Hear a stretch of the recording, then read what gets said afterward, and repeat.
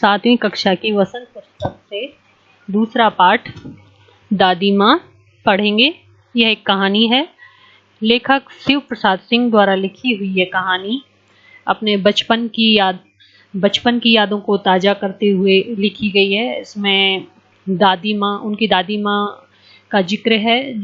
उस समय दादी माँ किस तरह पूरे परिवार का ध्यान रखती थी, छू छू कर ज्वर का पता लगाती थी। यह दिल को छू लेने वाली कहानी उस समय की पारिवारिक परिस्थितियों को भी बयां करती है। तो बच्चों, हम शुरू करते हैं कहानी। कमजोरी ही है अपनी, पर सच तो यह है कि जरा सी कठिनाई पड़ते बीसों गर्मी, बरसात, वसंत देखने के बाद भी मेरा मन सदा नहीं तो प्राय अनमना सा हो जाता है। ये कौन कह रहे हैं? लेखक शिवमंगल सिंह। मेरे शुभ चिंतक मित्र मुझे प्रसन्न करने के लिए आने वाली छुट्टियों की सूचना देते हैं और पीछे मुझे कमजोर और जरा सी प्रतिकूलता से घबराने वाला कहकर मजाक उड़ाते हैं। मैं सोचता हूँ, अच्छा अब कभी उन बातों को न सोचूंगा। ठीक है, जाने दो, सोचने से होता ही क्या है। पर बरबस मेरी आंखों के सामने शरद की शीत किरणों के समान स्वच्छ शीतल किसी की धुंधली छाया नाच उठती है। यानी लेखक को किसी की याद आ जाती है। मुझे लगता है जैसे क्वार के दिन आ गए। वर्षा ऋतु के बाद क्वार के दिन आते हैं। इसमें भयंकर गर्मी, पसीने, ऐसा मौसम होता है। मेरे गांव के चारों ओर पानी ही पानी हिलोरे ले रहा है। दूर के सिवान से बहकर आए हुए मोथा और साई की अधगली घासें, घेऊर और बन प्याज की जड़ें, नाना प्रकार की बरसाती घासों के बीज सूरज की गर्मी में खोलते हुए पानी में सड़कर एक विचित्र गंध छोड़ रहे हैं। रास्तों में कीचड़ सूख गया है और गांव के लड़के किनारों पर झाग भरे जलाशयों में धमाके से कूद रहे हैं। बारिश के बाद पानी इकट्ठा होने के बाद और उसमें पेड़ पौधे, घास आदि वनस्पतियां उग जाने के बाद जो सड़ान सी पैदा होती है, उस स्थिति का वर्णन किया है लेखक ने इसमें। अपने अपने मौसम की अपनी अपनी बातें होती है। आषाढ़ में आम और जामुन न मिले, चिंता नहीं। अगहन में चिवड़ा गुड़ न मिले, दुख नहीं। चैत के दिनों में लाई के साथ गुड़ की पट्टी ना मिले, अफसोस नहीं। पर क्वार के दिनों में इस गंधपूर्ण झाग भरे जल में कूदना ना हो तो बड़ा बुरा मालूम होता है। यानी कि झाग भरा और गंध भरा पानी है, फिर भी लड़के उसमें कूद कूद कर नहा रहे हैं। मैं भीतर हुड़क रहा था। 2-1 दिन ही तो कूद सका था, नहा धोकर बीमार हो गया। हल्की बीमारी न जाने क्यों मुझे अच्छी लगती है। थोड़ा थोड़ा ज्वर हो, सर में साधारण दर्द और खाने के लिए दिन भर नींबू और साबू। लेकिन इस बार ऐसी चीज नहीं थी। ज्वर तो चढ़ा तो चढ़ता ही गया, रजाई पर रजाई, और उतरा रात 12 बजे के बाद। दिन में मैं चादर लपेटे सोया था। दादी माँ आई, शायद नहाकर आई थी। उसी झाग वाले जल से पतले दुबले सने शरीर पर सफेद किनारीहीन धोती, सन से सफेद बालों के सिरों पर सद्य टपके हुए जल की शीतलता। आते ही उन्होंने सर पेट छुए, आंचल की गांठ खोली, किसी अदृश्य शक्तिधारी के चबूतरे की मिट्टी मुंह में डाली, माथे पर लगाई। दिन रात चारपाई के पास बैठी रहती। कभी पंखा झलती, कभी जलते हुए हाथ पैर कपड़े सहलाती और सर पर दालचीनी का लेप करती। 20 बार छू छू कर ज्वर का अनुमान करती। हांडी में पानी आया कि नहीं, उसे पीपल की छाल से छोंका कि नहीं, खिचड़ी में मूंग की दाल एकदम मिल तो गई है, कोई बीमार के घर में सीधे बाहर से आकर तो नहीं गया, आदि लाखों प्रश्न पूछ के घर वालों को परेशान कर देती। दादी माँ को गंवाई गांव की 50 किस्म की दवाओं के नाम याद थे। गांव में कोई बीमार होता, उसके पास पहुंचती और वहां भी वही काम, हाथ छूना, माथा छूना, पेट छूना, फिर भूत से लेकर मलेरिया, सर्राम, निमोनिया तक के अनुमान विश्वास के साथ सुनाती। महामारी विसूचिका के दिनों में रोज सवेरे उठकर स्नान के बाद लवंग और गुड़ मिश्रित जलधार, गुग्गल और धूप सफाई कोई उनसे सीख ले। दवा में देर होती, मिश्री शहद खत्म हो जाता, चादर या गिलाफ नहीं बदले जाते तो जैसे पागल हो जाती। बुखार तो मुझे अब भी आता है, नौकर पानी दे जाता है, मेस महाराज अपने मन से पकाकर खिचड़ी या साबू, डॉक्टर साहब आकर नाड़ी देख जाते हैं। कुनैन मिक्सचर की सीसी की तिताई के डर से बुखार भी भाग जाता है, पर न जाने क्यों ऐसे बुखार को बुलाने का जी नहीं होता। किशन भैया की शादी ठीक हुई। दादी के उत्साह और आनंद का क्या कहना। दिन भर गायब रहती, सारा घर उन्होंने अपने सर पर उठा लिया हो। पड़ोसी ने आती, बहुत बुलाने पर दादी माँ आती। बहन बुरा न मानना, कार परोजन का घर ठहरा। एक काम अपने हाथ से न करूं तो होने वाला नहीं।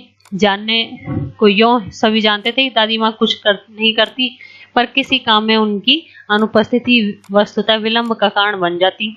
उन्हीं दिनों की बात है, एक दिन दोपहर को मैं घर लौटा। बाहरी निकसार में दादी माँ किसी बात पर बिगड़ रही थी।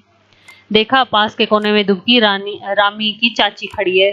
सोना होगा धन्नो, रुपए में सूद के आज दे दे।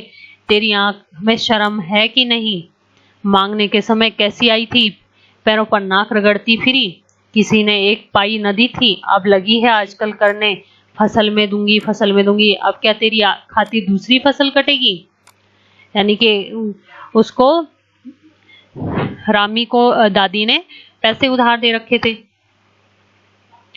दूंगी मालकिन, रामी की चाची रोती हुई दोनों हाथ में आंचल पकड़े दादी माँ के पैरों में झुकी। बिटिया की शादी है, आप दया न करेंगी तो उस बेचारी का निस्तार कैसे होगा? हट हट, मैं अभी नहा के आ रही हूँ। दादी पीछे हट गई। दादी जाने दो, मैंने इस अप्रिय प्रसंग को हटाने की गरज से। बेचारी गरीब है, दे देगी कभी। चल चल, चला है समझाने। मैं चुपके से आंगन की ओर चला गया। कई दिन बीत गए, इस प्रसंग को एकदम भूल सा गया था। एक दिन रास्ते में रामी की चाची मिली। वह दादी को पूतो फलो नहाओ दूधो नहाओ का आशीर्वाद दे रही थी। मैंने पूछा, क्या बात है धन्नो चाची? तो उसने विह्वल होकर कहा, उरीन हो गई बेटा, भगवान भला करे। हमारी मालकिन का कल ही आई थी, पीछे का सभी रुपया छोड़ दिया, ऊपर से 10 रुपए का नोट देकर बोली, देखना धन्नो, तेरे जैसी तेरी बेटी वैसी मेरी, 10-5 के लिए हंसाई ना हो। देवता है बेटा, देवता। यानी दादी ने उसके सारे रुपए माफ कर दिए थे, इसलिए वो दादी की खूब बड़ाई कर रही थी कि आपकी दादी तो देवता है। उस रोज तो बहुत डांट रही थी। मैंने पूछा, वह तो बड़े लोगों का काम है बाबू, रुपया देकर डांटे भी न तो लाभ क्या? मैं मन ही मन इस स्तर पर हंसता हुआ आगे बढ़ गया। किशन के विवाह के दिनों की बात है। विवाह के 4-5 रोज पहले से ही औरतें रात भर गीत गाती हैं। विवाह की रात को भी अभिनय होता है। यह प्राय कथा का हुआ करता था। इसमें विवाह से लेकर पुत्र उत्पत्ति तक के सभी दृश्य दिखाए जाते हैं। सभी पार्ट औरतें करती हैं। मैं बीमार होने के कारण बारात में न जा सका। मेरा भाई राघव दालान में सो रहा था। वह भी बारात जाने के बाद पहुंचा था। औरतों ने उस पर आपत्ति की। दादी माँ बिगड़ी, लड़के से क्या पर्दा, लड़के और ब्रह्मा का एक सा होता है, मन एक सा होता है। मुझे भी पास ही एक चारपाई पर चादर उड़ाकर दादी माँ चुपके से सुला दिया। बड़ी हंसी आ रही थी। सोचा कहीं जोर से हंस दूं, भेद खुल जाए तो निकालकर बाहर क्या जाऊंगा, पर भाभी की बात पर हंसी न रुक सकी और भंडा फोड़ हो गया। देबू की माँ ने चादर खींच ली। कहो दादी, ये कौन सा बच्चा सोया है, बेचारा रोता है, शायद दूध तो पिला दूं। हाथापाई शुरू हो गई। दादी माँ बिगड़ी, लेकिन लड़के से क्यों लगती है। सुबह रास्ते में देबू की माँ मिली। कल वाला बच्चा भाभी। मैं वहां से जोर से भागा और दादी माँ के पास जा खड़ा हुआ। वस्तुतः किसी प्रकार का अपराध हो जाने पर जब हम दादी माँ की छाया में खड़े होते हैं तो अभयदान मिल जाता है। स्नेह और ममता की मूर्ति दादी माँ की एक एक बात आज कैसी कैसी मालूम होती। परिस्थितियों का वात्या चक्र जीवन को सूखे पत्ते सा कैसा नचाता है, और इसे दादी माँ खूब जानती थी। दादा की मृत्यु के बाद से ही वे बहुत उदास रहती। संसार उन्हें धोखे की टट्टी मालूम होता।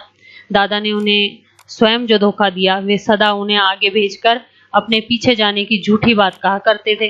दादा की मृत्यु के बाद कुकुरमुत्ते की तरह बढ़ने वाले, मुंह में राम बगल में छुरी वाले दोस्तों की शुभ चिंता ने स्थिति और डांवाडोल कर दी।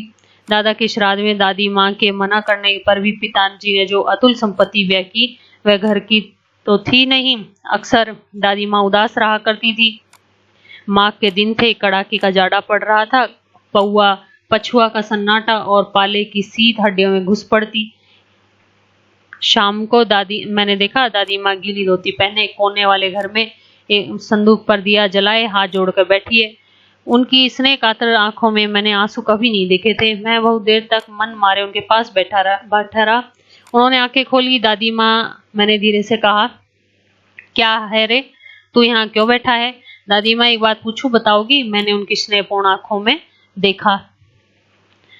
क्या है, पूछ। तुम रोती थी? दादी माँ मुस्कुराई। पागल, तूने अभी खाना भी नहीं खाया ना, चल चल धोती तो बदल लो। दादी माँ, मैंने कहा, मुझे सर्दी गर्मी नहीं लगती बेटा। वे मुझे खींचती रसोई ले गई। सुबह मैंने देखा चारपाई पर बैठे पिताजी किशन भैया मन मारे कुछ सोच रहे हैं। दूसरा चारा ही क्या है, बाबू बोले, रुपया कोई देता नहीं, कितने के तो अभी पिछले भी बाकी हैं। वे लग गए, रोने से हो गए।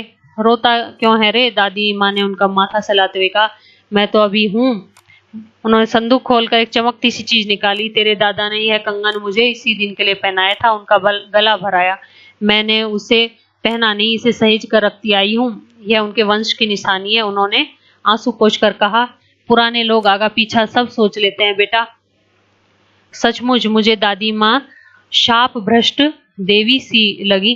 धुंधली छाया विलीन हो गई। मैंने देखा दिन काफी चढ़ाया है। पास के लंबे खजूर के पेड़ से उड़कर एक कौवा अपनी घिनौनी काली पंखें फैलाकर मेरी खिड़की पर बैठ गया। हाथ में अब भी किशन भैया का पत्र कांप रहा है। काली चींटियों सी कतारें धूमिल हो रही है। आंखों पर विश्वास नहीं। मैंने मन बार बार अपने से पूछ बैठा, क्या सचमुच दादी माँ नहीं रही?